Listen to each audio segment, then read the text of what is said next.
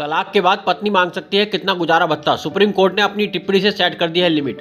अगर कोई शख्स बहुत अमीर है तो उसके लिए शादी और तलाक दोनों ही बहुत महंगे होते हैं। इसकी मिसाल हाल ही में एक भारतीय मूल के अमेरिकी शख्स से मिली है। एक कामयाब आईटी कंसल्टेंसी सर्विस चलाने वाले शख्स ने साल 2020 में अपनी पहली पत्नी को गुजारा भत्ते के तौर पर 500 करोड़ रुपए दिए। इसके बाद इस शख्स ने दूसरी शादी की और दूसरी पत्नी को भी 12 करोड़ रुपए देने का आदेश हाल ही में सुप्रीम कोर्ट ने दिया है। अब इसी को ध्यान में रखकर सुप्रीम कोर्ट ने फैसला सुनाया है।